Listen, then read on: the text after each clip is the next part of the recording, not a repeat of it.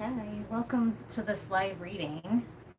Hopefully this is going to stream okay. Today it's pretty nice out. In fact, it's hot and I need to keep a fan on, so hopefully that fan noise in the background isn't too annoying. I'm not using my mic, so you'll probably have to turn this all the way up because it's just my phone.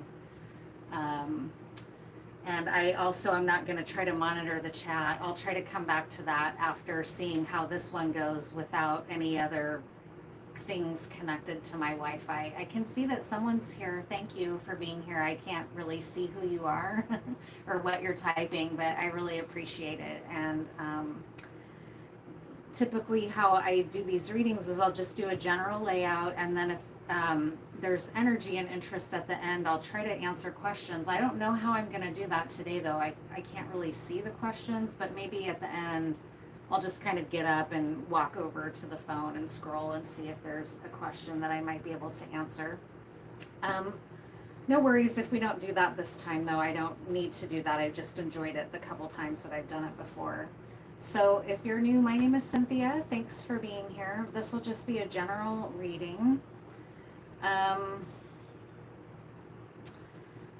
And I didn't really get very far. I've been going on this, you know how you'll go on an internet rabbit hole, and I've been on one about the Travis Scott Astroworld concert in 2021. Like, I remember when it happened, but I didn't tend to it a ton, and I love Travis Scott. I really like him as an artist, and I don't know what got me thinking about it. Oh, I know what it was. It was this a concert goer who went has an upload that says, like, I think the title of her video says I survived Astroworld 2021, and I was like, that's interesting because it had a ton of views, and it was like an hour and 40 minutes long. It was basically just her testimony, and it sounded scary as fuck. And so then that got me thinking, like, well, I want to watch that stuff now because I'm a huge lover of live music. So I don't go as much anymore because I live out in the country and I'm just older and I don't have the energy,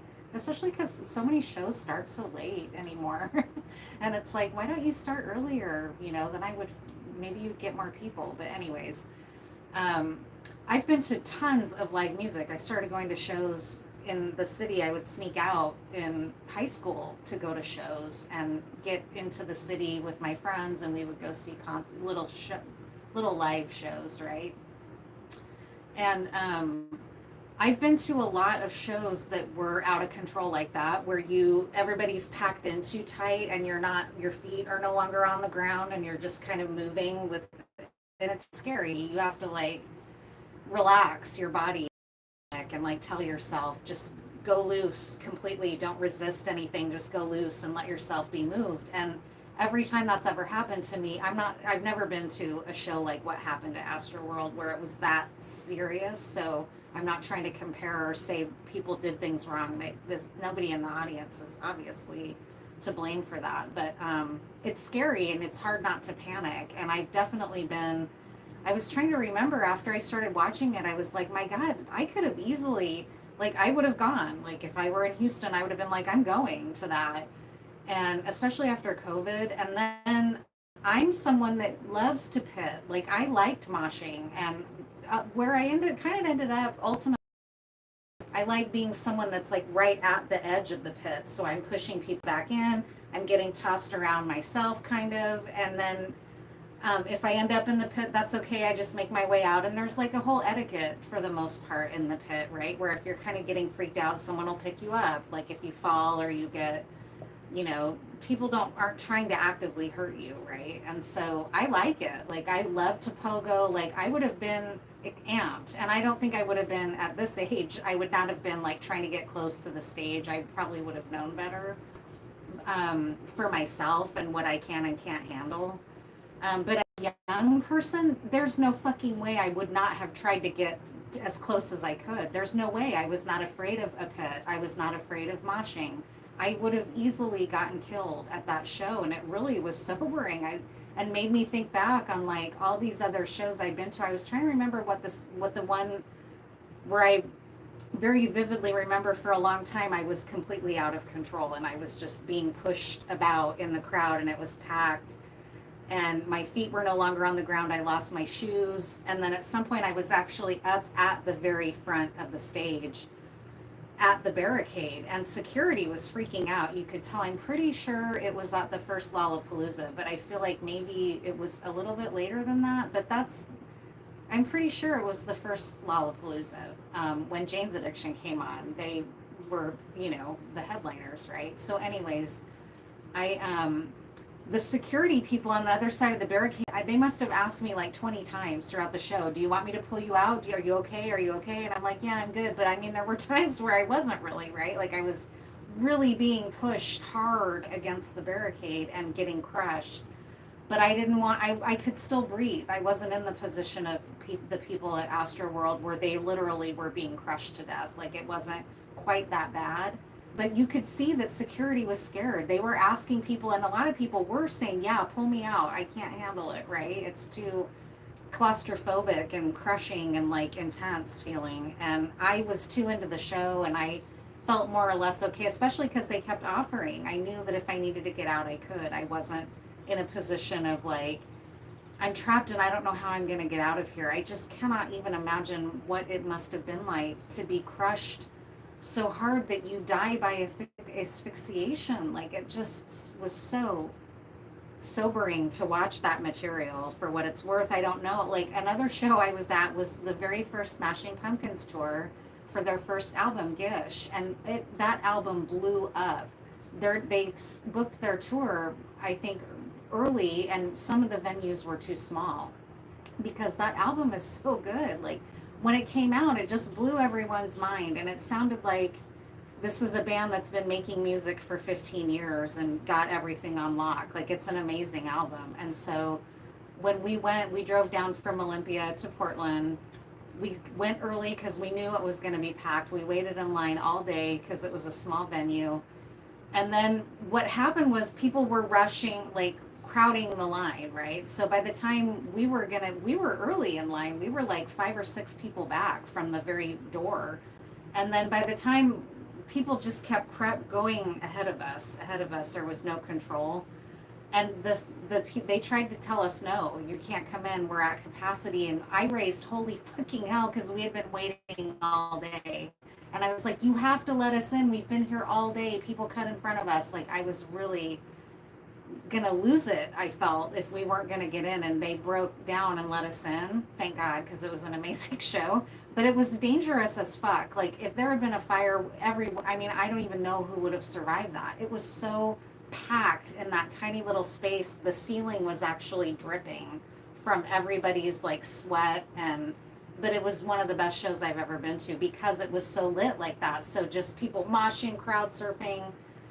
I just remember I lost everybody right away, even though it was a small venue. It was just fucking insane and good, really, really good. But anyways, I don't know why I wanted to talk about that. I'm sorry, this is not anything to do with tarot. So it's because if you haven't seen that material, like it's scary what happened. And it's scary that all these corporate people just kept the show going, I guess, is part of what is so disturbing about it, is that as people are starting to, it happens instantaneously, like within the first couple minutes, people are in danger of death, like right then. And the show went on for like over an hour while people were dying, passing out, getting, trampled. It just looks like such a nightmare. Like I actually felt physically afraid watching it and watching people's cell footage of it. And they were kids, like teens. I really identified with them too, because I felt like that could have easily been me. Very heartbreaking and really awful.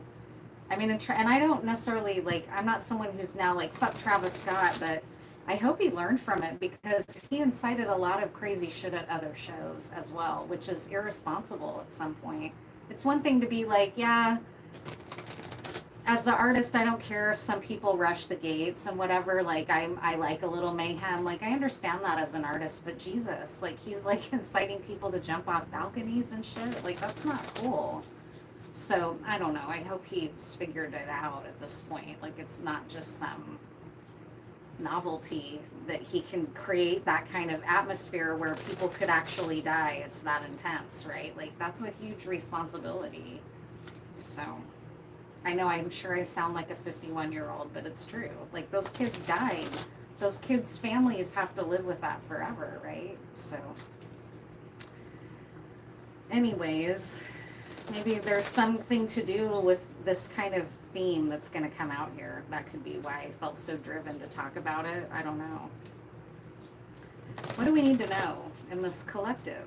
And thank you for being here and for catching this live reading.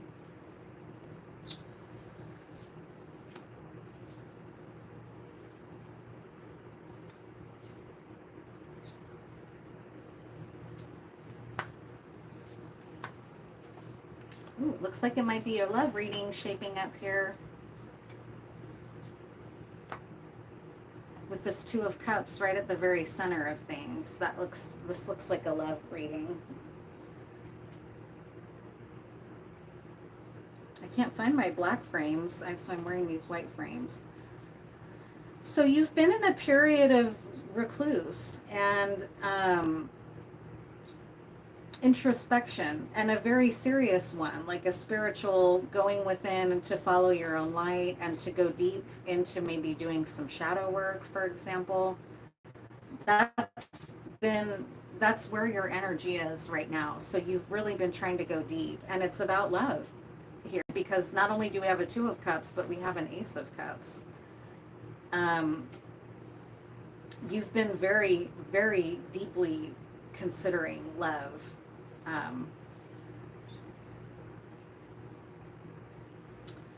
It has to do with who you really want to, like where you want to put your efforts, and where and who you want to, and what kind of relationship you want. You've gotten very discerning with this Queen of Swords energy here in the facts position. You've maybe realized something's happened in love that you've realized, and you can be a masculine or feminine. You don't have to be a feminine here because you're being represented by this Queen of Swords. A Queen of Swords means somebody incredibly discerning. Like, you really can't get anything by her. You really can't mess with her. You really, a Queen of Swords is a fierce woman, and that doesn't mean she's not also beautiful and has the capacity to be soft. But if you wrong her or cross her or hurt her in any way, you're not likely to get back in unless you come very sincerely with like some accountability, probably, right? So what I'm picking up is that you've had to go deep within to be like, I need to get serious about understanding who is really a healthy relationship for love and who is not. Like, who might be using me, who might be I don't know, codependent, or trying to get me into some karmic loop with them that's unhealthy, or maybe it could be addiction impacted relationships too, can kind of get destructive like that. Or even just toxic, trauma bonds, right? You may have had your own dance with those kinds of relationships, and it finally forced you to be like, I've got to really get serious and figure some shit out, because I don't want to keep doing this. I need to figure out when I need to set hard boundaries and walk away.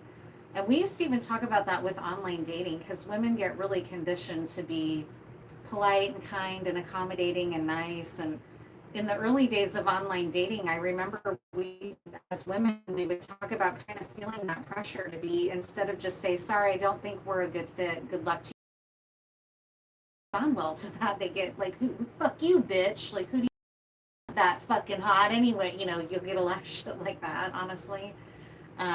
So anyways, I don't know. Sorry, I feel all manic all of a sudden. I might be picking up on some energy here or something. I don't know what's going on with that. But there's, you don't owe, that's what it was. Let me just finish that thought. You don't owe someone that, right? Especially if you're just getting to know someone, you owe someone regard and civility and whatever, but you don't owe everyone like, oh yeah, sure, we can go out again, just because you're trying to spare someone's feelings. Like, no one really owes anyone that, right? As long as you're respectful and civil. And you've had to learn that. Like, I need to really tighten up about who I'm going to allow into my life romantically. it came because of some kind of a judgment day. Something really serious happened for you in love, and you were like, fuck all this. And this little bird is like crying out, right? And on this judgment day, that might be the natural representation of Archangel Gabriel that blows the trumpet, is this little finch crying out, right? And you're about to go through this huge metamorphosis that the snake has just shed its skin. So something really powerful happened. And at the very center of this is love, right? And then your strength is that you took heed, you paid attention, and you listened, and you thought, I don't need to go through that again. So I'm going to tighten up. Just like you became a Queen of Swords, you also decided, I need to defend my energy, right? I need to have really rock solid boundaries, because I don't need to be just letting whoever into my heart and into my life anymore. Oh boy. Yeah. Okay. So I didn't see this here. Your counterpart is here in your shadow. You're thinking a lot about a King of Swords who would be a counterpart to you, and it's in your shadow aspect. So it might be that you're feeling like your love and attraction for someone is toxic for you or bad for you, and that's what and in fact, I think that's what's going on, because the King of Swords is connected to this judgment day here on this side of the Tetractys. And so something happened with your partner that you were like, this is not for me, right? Or I need to get very serious about what I will and will not put up with, what I will and what will not. Maybe you didn't break up, but maybe you said, look, this is a fucking judgment day for our relationship. You will not treat me like this. You will not cheat on me, whatever it is, right? Like I will no longer tolerate this, or I will no longer tolerate it from you, right? It doesn't have to have ended in a breakup necessarily. Yeah, because in your heart and in your conscious mind, you still love this person, okay? This is really coming out as this is a big come to Jesus in someone's relationship, is what's coming through here. And it's not that there's no hope, because you're a King and Queen of Swords, and there's some really serious love here. But whatever happened, whether it was an affair or some other kind of thing that went down between you, you were like, this is never going to go down again. I'm never letting this happen again. So you might have said, okay, yeah, I still love you. I see how this happened. I see maybe the role that I could have contributed to it somehow, but I will never tolerate it again. This is it. Like, if we're going to try to make it work, this is our one chance. Otherwise, if this ever happens again, there's just no hope, right? Like, you might have had that kind of realization. And then because of this is so interesting. What an interesting reading. There's like a 9 of Cups coming, which is a really joyful energy in love. So a 9 of Cups, an Ace of Cups, and a 2 of Cups is very positive for a love relationship.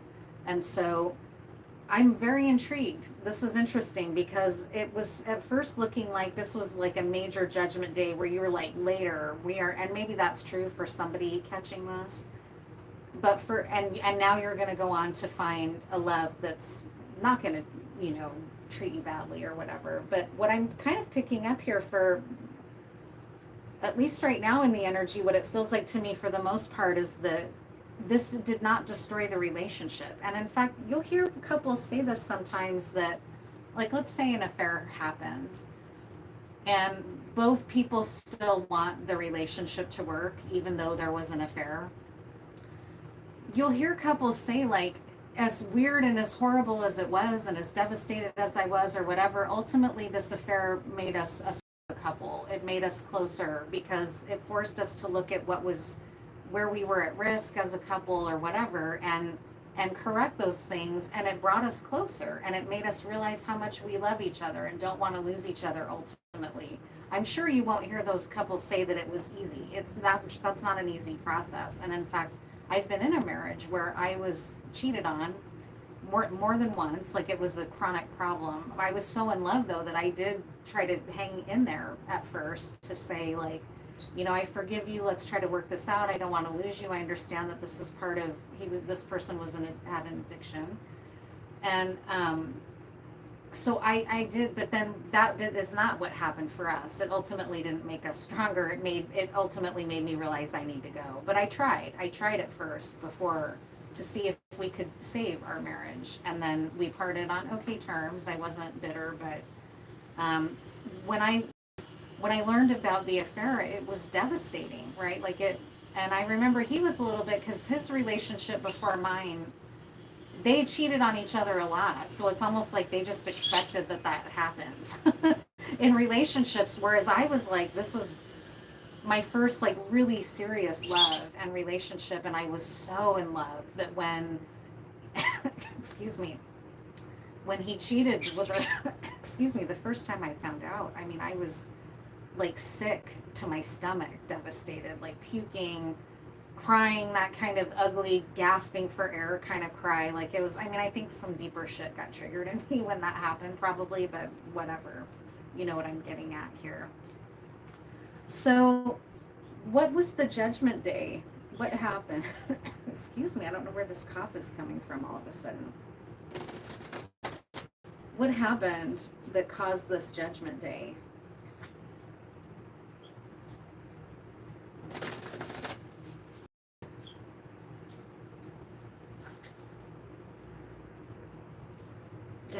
I remember my husband at the time, like at some point he got annoyed. He was like, God, because I was so devastated, right? And I think he had intimacy problems. So of course, me being really devastated in a weird way even pushed him further away, because he just was like, he could barely take care of himself, kind of thing, right? He just wasn't prepared to be in a marriage with someone who was that in love with him, right? You know, wasn't a bad person.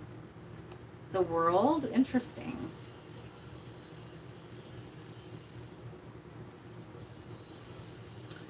Okay, interesting. I've never, yeah.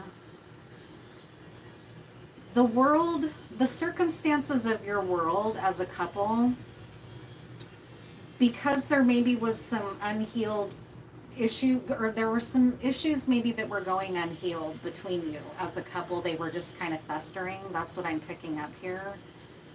The world that you were living in, whatever your world of your relationship is, sorry, there's now a power tool outside and a fan. There's, hopefully it's not too terrible of background noise.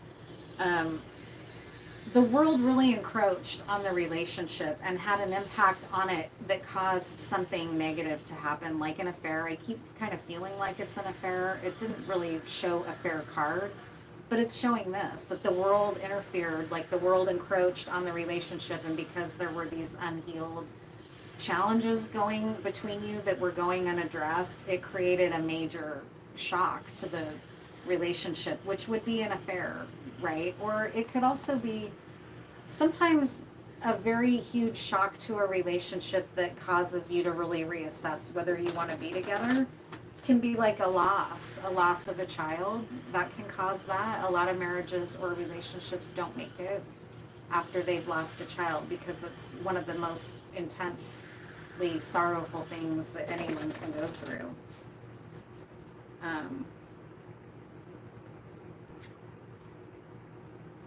What else about this Nine of Cups? Maybe that'll be good information to find out about. That's where the energy's headed, and that's a really positive sign.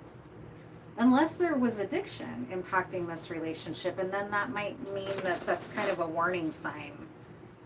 Because Nine of Cups can indicate that, like someone who likes to party and be in their cups and live it up and live on the edge.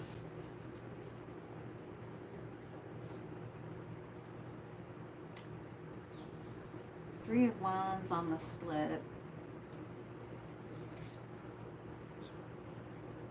Two of Wands, Three of Wands. Ten of Swords. You know what? This is interesting. This is...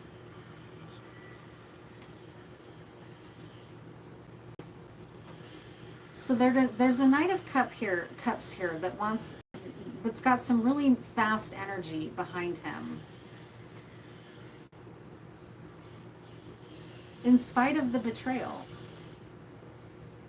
he wants to be, he, here it's showing me that this knight in the relationship, this is the king. He's in cups energy. Okay, sorry, I'm stumbling over my words.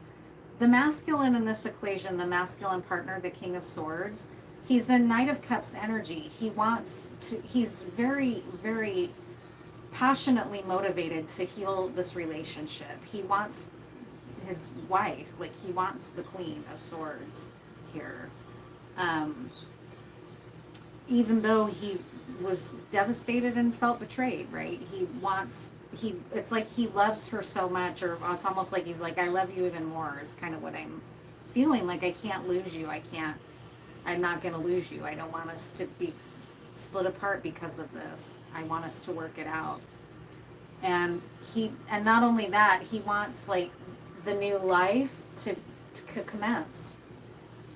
The masculine in this equation wants the new iteration of the relationship to get off and going. Like, come on, we've decided we want to be together.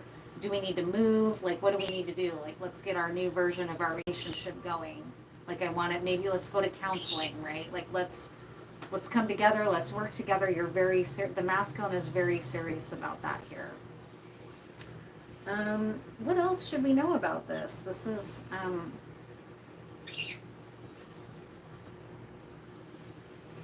what else to know about this situation?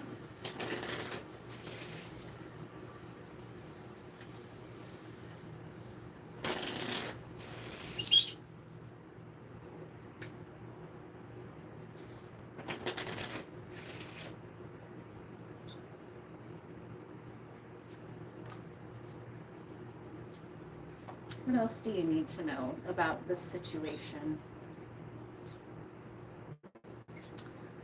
Cool. That's funny because I pulled out my plant deck and it says the plant kingdom should be included in addressing this issue. So we'll pull some plant cards, because if you're interested in plant medicines cost hardly anything. And they often heal your soul and heal a broken heart in a way that you can't go to your doctor for that. And even sometimes therapy doesn't touch it in the way that plants can. So there might be some healing plant medicines, like for grief, or even love enhancing plants that you can bring into your dynamic or something, right? Like Damiana is a really good one for sparking love and passion between a couple you can do a lot with Damiana. You can drink it in tea, you can cook with it, like there's a lot you can do. But we'll pull from this deck because it's suggesting that you somehow involve plants as a couple. You might go take ayahuasca together, right? And like rediscover each other, something kind of deeper, right? Like that. Your energy soothes and is a gift to this world. So you both, whichever one you are in this equation, I might have read for you before. You might have been someone that's been on another life. I'm kind of suspecting that. Your willingness and your commitment to saving your marriage is very soothing. It's a gift in this equation. It's really, and it shows you as somebody with a really forgiving heart and somebody who's really, like, you know, if I love someone and they love me in return, we can overcome anything together. We can get through something like this. It's like, that's kind of the energy that I'm feeling. I like that, for what it's worth. Like, I believe that if you really have trust and love with someone and you're operating on the same level, you can overcome anything as a team, right? I really believe that. But you have to be on the same level, right? If you're a mismatch, that's not the case, right? But and then this involves an ancestral pattern. Look to your lineage or bloodline. And we were talking about the fact that there might have been some unhealed things happening between you that were just sort of being neglected. That's often like family patterns that you bring into your own marriage without being totally conscious of them, right? Like, my dad was codependent, so I learned codependency. And I had to really work hard to unlearn like that codependent trait, right? And when I hear about my great-grandparents' lives, there was codependency going on for them, even though they were living this sort of hard scrabble life of being immigrants. and having to start all the way over in a new country, there were still all these weird kind of codependent addiction dynamics between even my great grandparents. So they just kept getting passed down. I personally chose, like, I'm gonna stop. I'm not gonna be a codependent partner anymore. I'm gonna heal myself. I'm gonna go to Al-Anon. I'm gonna go to therapy, right? Like, I'm gonna learn to put myself first and not be so codependent that I always put someone else's well-being ahead of my own. That's not healthy, right? So that would be useful. And maybe you are going to go to couples therapy, right? And it will be useful to look back in each of your family lineages to find out how some patterns might be affecting you as a couple. Let's pull a plant card or two now and see what plants might help. Because doing something like going on a psychedelic journey together might be really, really amazing, right? It might be very, very healing. Or not, and it might not be psychedelics, it might be MDMA or Molly, right? Or ecstasy, as it's also known. That can be a really healing compound to use as a, I can't remember if MDMA is considered a psychedelic. I guess it is. It's just not highly visual and stuff like psilocybin or LSD. But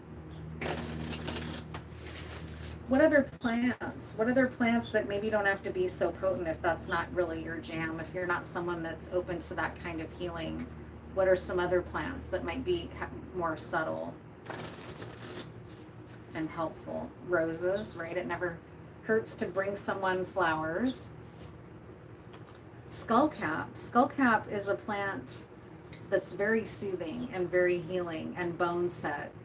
Boneset, I can tell you, is bone medicine. And if you can picture boneset, you can picture healing broken bones, right? This strikes me as healing broken parts of this relationship. We'll read what they say.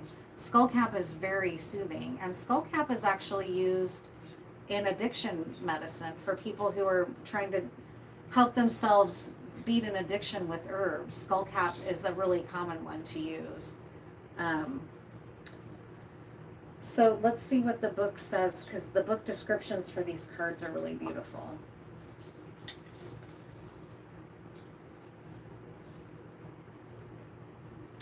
Skullcap is card 25.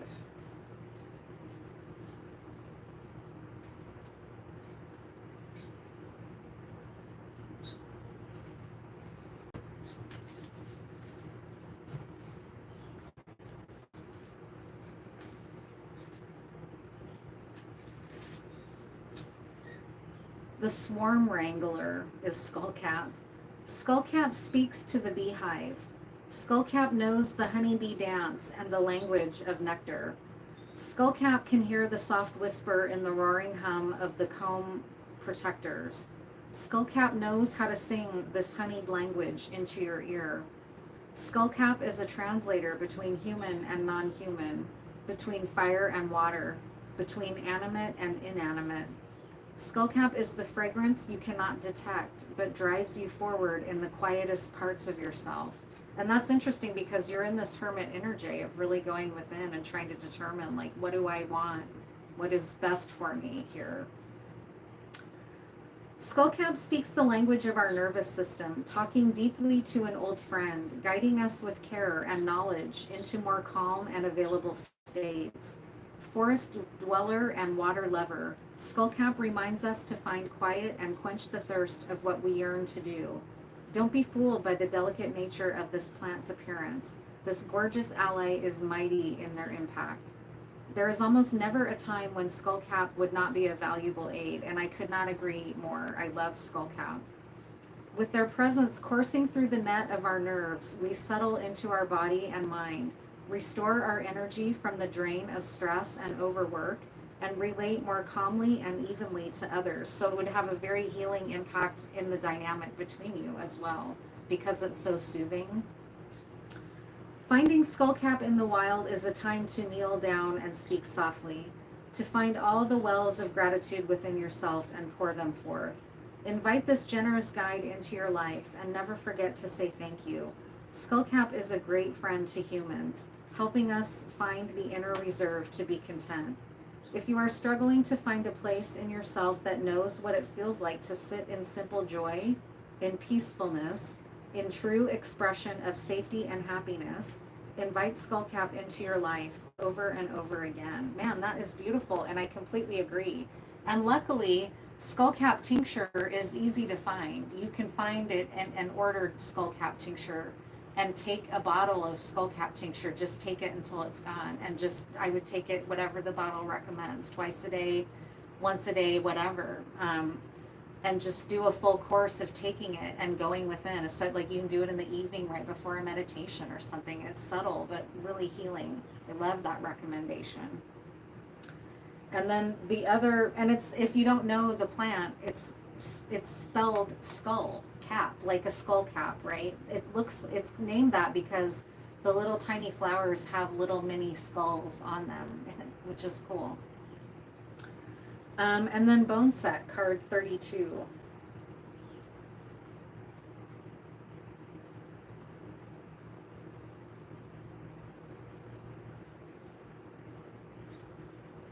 The weaver and the woven.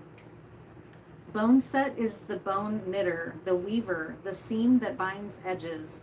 While there is research suggesting that bone set has historically been used as a medicine to set bones when they break, this plant was more commonly used to bring down fevers, chills, and shakes, the kind that might set bones to clacking.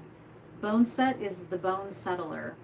If you look at the bone set plant, an easily identifiable feature is that their stem pokes through two sets of leaves that are forged by one straight seam. This is how bone set can act in your spirit, in your life. If you're feeling frayed, if you feel like the parts of yourself or your life don't quite seem to come together smoothly or match up, invite bone set to your door. When the seams of life feel they are coming apart, when you wake in the night in a cold sweat, here is a plant ally that is ready to knit you back together and settle your bones. Bone set has a long history of use as a repellent, meaning to usher something or someone out with force. In the case of illness or infection, bone set will aid the expulsion of unwanted microorganisms or energies. Used in doorways and around homes, bone set has long been used to expel negative energies and maintain calm in the house, to heal the sense of home or self being perforated by the outside world. Wow, you can't make it up. We just read that the world encroached on the relationship. And literally, I have goosebumps. I have chills. Putting bone set in your home to protect your home and your marriage from outside interference and worldly influences that might threaten the relationship is really great advice to help you in healing this relationship. God, I have goosebumps. Conjure the image of weaving a cloak of collective well-being, a blanket that surrounds everything and everyone that may need it, unbroken, and creating a safe cocoon. This layer of protective force acting as a passive form of preventing harm. What approaches with malintent cannot get beyond these borders. Wow, that is so cool. Really amazing advice. And it strikes me, too, that part of the energy and how it might connect to that opening discussion I was having with myself about Astroworld and about concerts are like all of the ways of like, there were a lot of themes that came through, like non-resistance. So if there's a lot of tension and pushing in, like try to go loose and not be tense and, don't go into resistance, but go into allowing, right? There's advice like that. Then there's advice of like, know your surroundings, know what's around you, know what you're getting into, know your limits. And that's the work that you're doing, is knowing your own limits, like knowing where to put yourself. Because the other thing is, everybody that was on their way to Astroworld was so hyped. They were so excited. And that's exactly how I would have felt. Like, this is going to be fucking epic after COVID. Like, an artist like Travis Scott, like, oh, I mean, it just would have been. And so same, a marriage can be like that, a relationship. The shows that I used as an example for myself were really great memories, even though they were really fucking hairy at points, right? And it strikes me as maybe a metaphor for what it feels like right now. There might have been various points where one person in this equation felt suffocated and trapped, right? And the other person didn't know how to handle that or mishandled it or something, right? And then, or maybe the other person doesn't know how to relax and have and trust their partner, and no matter what you were doing to try to reassure them that they can trust, you know, it could be all kinds of ways that that could look. It makes me feel better about why that was all coming through. I was like, people are here to watch a card reading, not listen to you talk about concerts. So I think that that's why, is because there's some metaphoric information about that. I thought about scrying a little bit into one of these ink blots, and I think I'm gonna do that.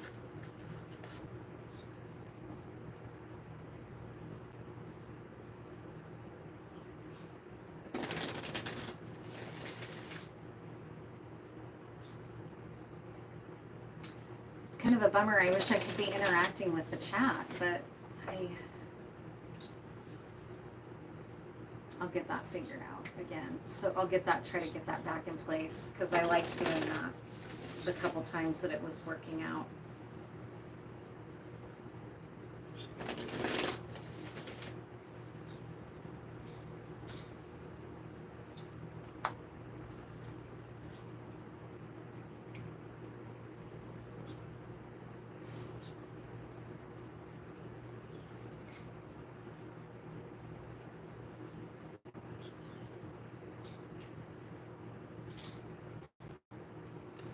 This is striking me as you two standing before a minister.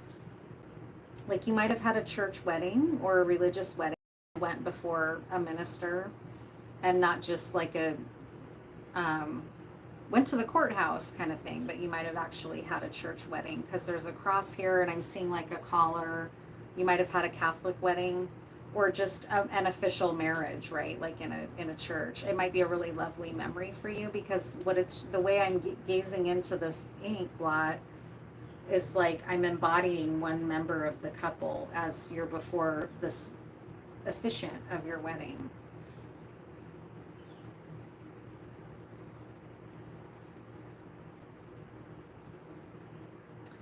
And I can see too that beneath that there is a little bit of like, there was a standoff at some point where you were turned away from one another and not turned towards each other. The sense I have is that you're moving back towards one another right now, and with really good possibilities, like really positive chances for healing this.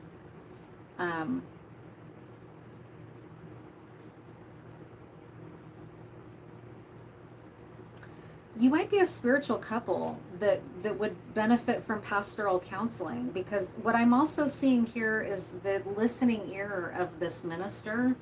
So you might be a couple that really values going to a religious leader for spiritual leadership, right? About your relationship, or about, you might be churchgoers.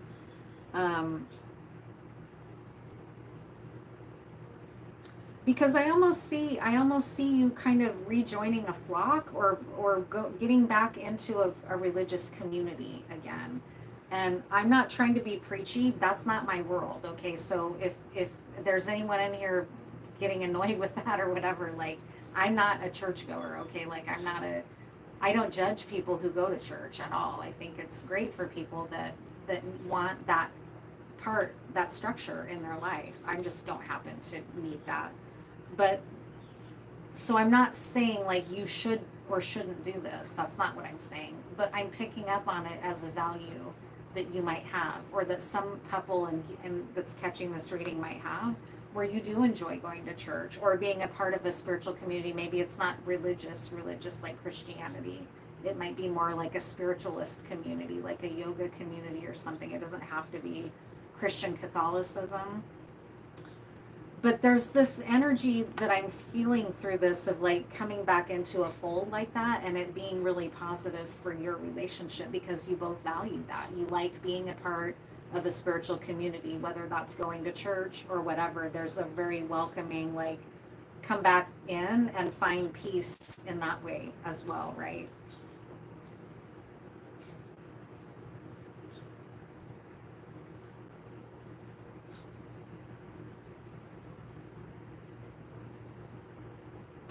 Yeah, there's still a little bit of nervous energy. Like, I feel like you're not turned away from one another. You're trying to work your way back towards each other, but there's still some nervousness or really raw feeling. And understandably, I mean, what happened here was pretty serious. There was a lot of really shocking, intense energy that really rattled everybody involved. So, um, I mean, I'm not surprised to see that there's still like this soft towards each other and trying to come back together, but there's still a little bit of like wounded feeling here, which is natural. What's some more advice for you?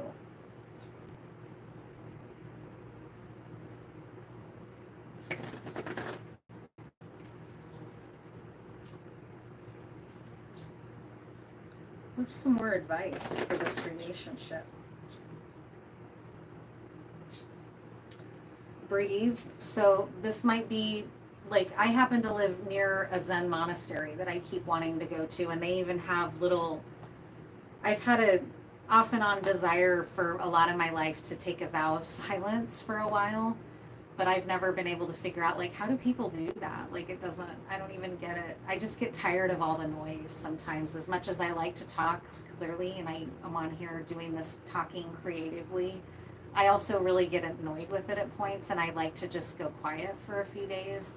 And so it might be more something like that, like you decide to go on a meditative retreat together, or you go to the Church of Ayahuasca, right? Or Santo Daime, or something that's more like maybe got some syncretismo in it or something, right? It could look any way. Here's the advice: go the distance. Card 47. This is what it seems like you're willing to do in this relationship, is to see this through and go the distance. But let's see what her, and breathe, and be willing to do the healing work also. And then it's card 47.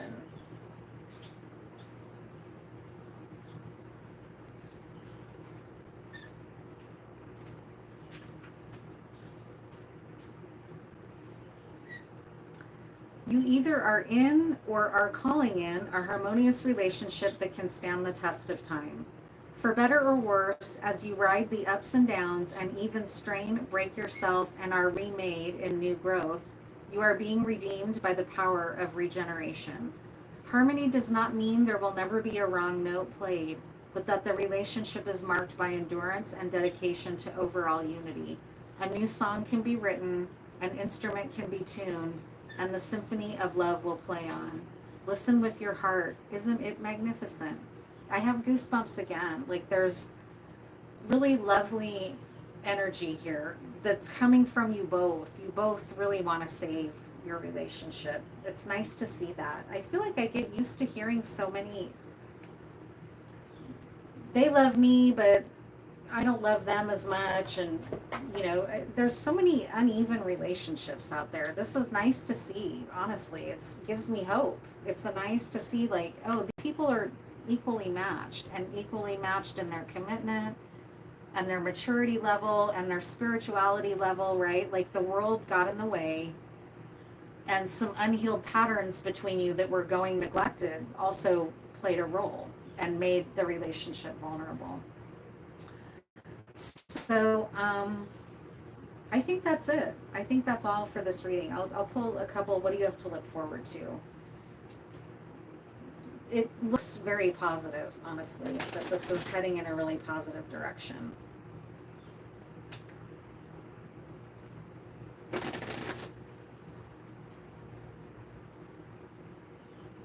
Luxury, yeah, luxury. You have luxury to look forward to with this beautiful swan energy that can be a symbol of love, right? Swans. And there's a grapevine here. This is really beautiful, very fertile, abundant, luscious, luxurious energy between you is what you have to look forward to. because you're both serious about making it work. No one's begging and the other one's being in and out. There's none of that here. It's all of really showing a really true desire from both of you. Integrity, god damn. Because you guys are going to use this difficult period, just like it said, to become an even stronger couple through your integrity. This is really beautiful. And like I said, it gives me hope about relationships, that they're still possible to have a healthy relationship like this, even though I went through a pretty severe test here. Integrity. And the it's showing here with the scales, which I love. And there's several plants mentioned, so I'll list them all. We've got oak, ivy, sage, rowan, almond blossom, elder, and holly. Those are all highly protective plants. So like bone set would be protective to the relationship, all of those would also be protective. Oak, ivy, sage, rowan, almond blossom, elder, and holly. Any one of those brought into your situation, just into your home, like in a potpourri or a little anything. I mean, you can do smudge with sage, right? That would be sufficient. That's very easily to find. And protection, yeah. This relationship, as it heals and gets stronger through having gone through this, it's going to be highly protective for both of you, especially if you do the work to protect it now. It will then protect you, right? The energy of the relationship itself. Really beautiful. I'm honored to do this reading. You're a really great couple. Even though you've been through this really difficult thing, right? Like this shows like high integrity is already present in both of your motivations to make it work. It's really inspiring. So I said I might check to see if there's anyone that had a question. It doesn't look like the chat's super active anymore, so I'm guessing there's probably not a question, but let me just take a peek here. I'll see if I can scroll back into it. I don't really know. I've never tried to do that. Oh, thank you. Oops.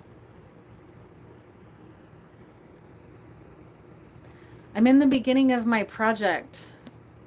I'm just wondering if there's any surprises, and can you tell me? Okay, yes, I can. Any surprises, positive or negative, in the project, and anything about your health that's still happening? Okay, let me get these cards out of the way.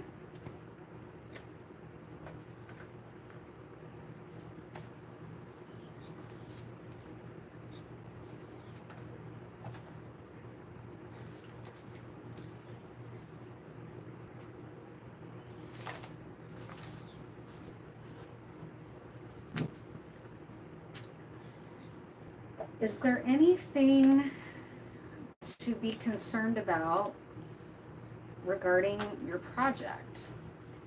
Whoa. Excuse me there. Anything to know about your project? Positive or negative surprises, or what should you be aware of regarding your project? Actually, I'm going to start with this deck, and I'll pull from those if needed. What should you know about your project?